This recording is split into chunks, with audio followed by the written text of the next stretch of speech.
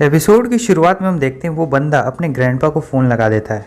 उसके ग्रैंडपा कहते हैं कि तुम कहाँ पर हो, तुम्हें पता है मुझे और तुम्हारे डैड को तुम्हारी कितनी चिंता हो रही है। और वो कहते हैं कि तुम्हारी आवाज़ इतनी अलग क्यों आ रही है, क्या हुआ, कुछ हुआ है क्या। वो अपने ग्रैंडपा को बताता है कि वो मार्शल वेनरेट में पहुँच चुका है। उसके ग्रैंडपा ये सुन के बहुत खुश होते हैं और कहते हैं बहुत अच्छी बात है। फिर वो बंदा बताता है, ग्रैंडपा भले ही मैं मार्शल वेनरेट में लेवल अप कर चुका हूँ, लेकिन अभी मैं ज़िंदगी और मौत के बीच में फंसा हुआ हूँ। एक वूजी नाम का बंदा है, वो मुझे मारना चाहता है। उसके ग्रैंडपा कहते हैं कौन है, किसकी इतनी हिम्मत हो गई जो मेरे पोते को मारना चाहता है। उसके बाद ये बंदा वूजी से कहता है, तो वूजी क्या तुम में अभी भी इतनी हिम्मत है कि तुम मुझे मार सकते हो। वूजी गुस्से में उसकी तरफ आगे बढ़ रहा होता है। उसके सबऑर्डिनेट्स उसे रोकने की कोशिश कर रहे होते हैं। वो कहते हैं, मिस्टर वूजी आप अभी भी बहुत जवान हैं और आपको इन लोगों से पंगा नहीं लेना चाहिए, आपको तो अभी बहुत दूर तक जाना है, आप शांत हो जाइए, कृपया करके शांत हो जाइए। लेकिन वूजी जाता है और उस बंदे का फ़ोन उसके हाथ से छीन लेता है। वूजी कहता है कितनी बुरी बात है ना, ये फैमिली जिसे तुमने बड़ा किया है ये एक कचरे के अलावा और कुछ भी नहीं है। वो बंदा वूजी की तरफ आगे बढ़ता है और कहता है कि मुझे मेरा फ़ोन वापस दो। लेकिन वूजी अपने एक हाथ से उसके सर को पकड़ लेता है और वो डर के मारे चिल्लाने लगता है कि प्लीज़ मुझे मारना मत, मुझे मारना मत। और ये कहते कहते उसकी आंखें बंद होने लगती है और उसके बाद फ़ोन नीचे गिर जाता है। उस फ़ोन में से उस बुढ़ऊ की आवाज़ आ रही होती है, तुमने मेरे पोते को मार दिया, मुझे इससे फ़र्क नहीं पड़ता कि तुम कौन हो और कहाँ से आए हो, लेकिन इतना ज़रूर याद रखना कि तुम भी अब नहीं बचने वाले हो। ये बात सुनते ही वूजी उस फ़ोन को टुकड़ों में बांट डालता है। उसके बाद हम पीछे से देखते हैं उस बंदे को, उस लीडर को जो कि निकल रहा होता है। लेकिन उसके बाद वूजी अपने मैजिक का इस्तेमाल करता है बिल्कुल आयरन मैन की तरह और उस बंदे को भी वहीं पे ख़त्म कर डालता है। ये सब देखने के बाद उसके सारे सबऑर्डिनेट्स डर जाते हैं और वो लोग सोच रहे होते हैं, वूजी ये तो सचमुच बहुत ज़्यादा खतरनाक है, इसने अपने एक ही हमले में उस मार्शल वेनरेट को ख़त्म कर दिया। लेकिन वो हिम्मत जुटा के वूजी के पास जाता है और कहता है उससे रुकने के लिए। वो कहता है, मिस्टर वूजी मैं जानता हूँ कि आप बहुत ज़्यादा ताकतवर हैं, लेकिन उसकी फैमिली आपसे बदला लेना चाहती है और इन सभी चीज़ों को रोकने के लिए आपको अपनी फैमिली को लेकर किसी सुरक्षित जगह पे चले जाना चाहिए। वूजी कहता है, ये सब बताने के लिए और मुझे वापस से ये याद दिलाने के लिए आपका बहुत बहुत शुक्रिया। वो कहते हैं, आप हमारे फोर्स के सबसे अच्छे और सबसे ताकतवर लीडर हैं। मैं ये क्लेम ज़रूर करूँगा और सभी लोगों को बताऊँगा आपके कारनामे, ताकि आपको एक अच्छा सा रिवॉर्ड मिले।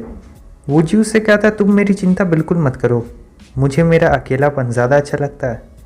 वो कहते हैं, ठीक है तो अब हम लोग वापस जा रहे हैं, आप अपना ख्याल रखिएगा मिस्टर वूजी। वो कहता है, हाँ ज़रूर, आप लोग भी अपना ख्याल रखिएगा। इंटरनल मास्टर कहते हैं, लीडर हम लोग डरते नहीं हैं, मगर जियांग फैमिली बहुत ज़्यादा ताकतवर और बहुत बड़ी भी है, इसलिए हम आपको सपोर्ट करना चाहते हैं। एक्सटर्नल मास्टर कहते हैं, हाँ मेरी तरफ से भी आपको पूरा सपोर्ट है।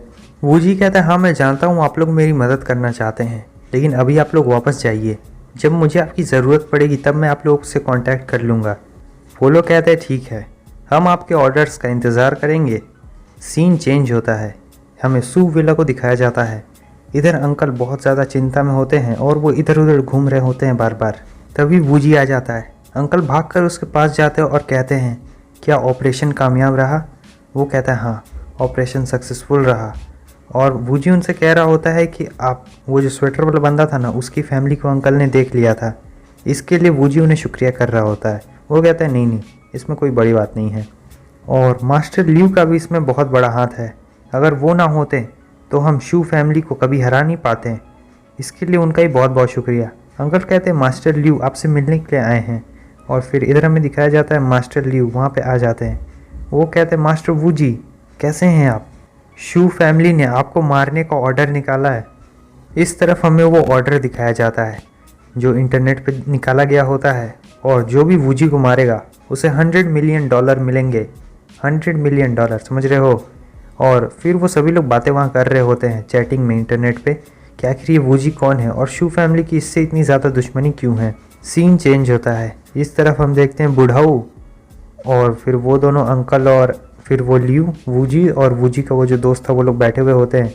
वो बुढ़ाऊ कहते हैं कि जब से ज्यू फैमिली ने इनसे मारने का ऑर्डर निकाला है तब से बहुत सारे लोग सिटी में भी आ गए होंगे और वो फैमिली बहुत ज़्यादा ताकतवर भी है। वूजी का दोस्त कहता है, लेकिन लोग बिना वजह वूजी को क्यों मारेंगे, वो ऐसे ही क्यों किसी को मारने वाले हैं। वो बूढ़ा को कहते हैं बेवकूफ़ कहीं के, $100 मिलियन के लिए मारेंगे और किसके लिए मारेंगे। और उसके अलावा भी एक बहुत बड़ा सीक्रेट था उस फैमिली के अंदर। उस फैमिली के पास एक ऐसा सीक्रेट टेक्निक था जिससे कोई भी मार्शल वेनरेट में जा सकता है, यानी बहुत हाई तक लेवल अप कर पाता है। और इस सिटी के अंदर ऐसे बहुत सारे लोग हैं जो कि उस लेवल तक तो पहुंच चुके हैं, लेकिन थोड़ा सा के लिए रह जाता है। उसके लिए भी लोग वूजी को मारने की कोशिश ज़रूर करेंगे। मिस्टर वूजी, मैं तो आपको अभी यही सुझाव दूंगा कि आप थोड़े दिनों के लिए अपना नाम चेंज करके अपनी फैमिली को लेके कहीं और पे छुप जाएं, क्योंकि वो लोग पागल हैं और वो लोग रिवॉर्ड के लिए कुछ भी कर सकते हैं। मास्टर लियू कहते हैं, मिस्टर वूजी, वो फैमिली बहुत ज़्यादा एरोगेंट है। चलिए अभी हम चलते हैं और उन सभी की बैंड बजा डालते हैं। वूजी उनसे कहता है, आप अभी तक उस लेवल पे नहीं पहुँचे हैं और आप कल्टीवेशन भी नहीं कर पा रहे हैं पूरी तरीके से। क्या आप उस तरीके से कल्टीवेट कर रहे हैं जो टेक्निक मैंने आपको बताई थी? मुझे पता है कि मुझे क्या करना चाहिए, इसीलिए आप अभी अपने कल्टीवेशन पे ध्यान दीजिए और उसके बाद ही आप मेरी मदद कर पाएंगे। अंकल कहते हैं, मिस्टर वूजी, भले ही हमारी फैमिली मार्शल आर्ट्स फैमिली से नहीं आती है, लेकिन हमारे पास थोड़ा बहुत पैसा है जिससे हम आपको सपोर्ट कर सकते हैं और जब तक हमारी सांसें चलती रहेगी हम आपको सपोर्ट करेंगे। वूजी कहता है, इसके लिए आपका बहुत बहुत शुक्रिया, लेकिन मुझे अभी पैसों की ज़रूरत नहीं है। क्या आप मेरे लिए बहुत सारे जेडे ला सकते हैं? बहुत सारे चाहिए मुझे। नेक्स्ट सीन में हम वूजी को देखते हैं जो अकेला कमरे में बैठा हुआ होता है और जेडे बना लेता है। वो ढेर सारे जेडे बनाता है और वो बहुत सारे लोगों को भी ये देने वाला होगा। अब सुबह हो जाती है। वूजी खिड़की से बाहर निकलता है और ताज़ी ताज़ी हवा का मज़ा ले रहा होता है। तभी एक बंदा आता है और उस पर हमला करता है, लेकिन वूजी उस हमले से बड़ी आसानी से बच जाता है। वो बंदा फिर से वूजी पर हमला करने के लिए आता है। वूजी उसके हमलों से बच रहा होता है और थोड़ी देर बाद वो अपने हाथ से ही उस तलवार को रोक भी लेता है। ये देखने के बाद वो बंदा पीछे हट जाता है। वो कहता है, तुम्हारी तेज़ी और तुम्हारी फुर्ती तो सचमुच कमाल की है। इसमें कोई शक नहीं है कि तुम फ्यूचर में टॉप 5 की लिस्ट में ज़रूर होगे। उसके बाद वो टकलू अब वूजी को अपना नाम बताता है और वो उसे सारी बातें बता देता है कि वो उसकी ज़िंदगी के लिए यहाँ पे आया है ताकि उसे जियांग फैमिली की तरफ से वो रिवॉर्ड मिल सके। उसके बाद वो भी मार्शल वेंड्रेट तक लेवल अप करेगा। वूजी सोच रहा होता है, जियांग फैमिली ने तो रात में ही मेरे लिए ऑर्डर निकाल दिया था और अभी तो बस कुछ घंटे ही बीते हैं और इतने सारे लोग मुझे मारने के लिए यहाँ पर आ भी गए हैं। वो उस टकलू से कहता है, तुम तेज़ तो हो मगर तुम अभी भी उतने काफ़ी नहीं हो कि मुझे हरा सको। वो वूजी पे हमला करता और कहता है, ये बताने वाले तुम कौन होते हो?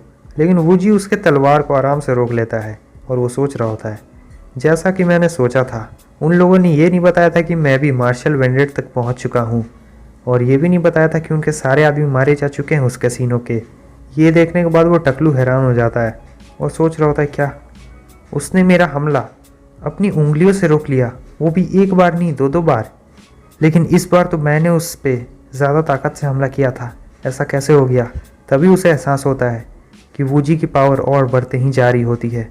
वो वहाँ से भागने लगता है और सोच रहा होता है कि इसके बारे में सारी इन्फॉर्मेशन गलत थी, ये बहुत ज़्यादा ताकतवर है।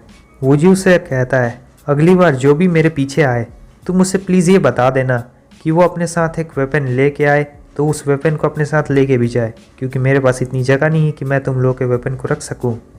लेकिन मुझे बहुत दुख के साथ ये कहना पड़ रहा है कि तुम उन लोगों को ये बात नर्क में जाके बता पाओगे। वो उस बंदे पे हमला करता है अपनी वही बीम वाली टेक्निक से और उस बंदे का खेल भी यहीं पे ख़त्म हो जाता है। और बस हमारा ये एपिसोड यहीं पे ख़त्म होता है। कमेंट करके ये ज़रूर बता देना क्या मेरा बोलने का स्टाइल तुम लोग को अच्छा लगता है।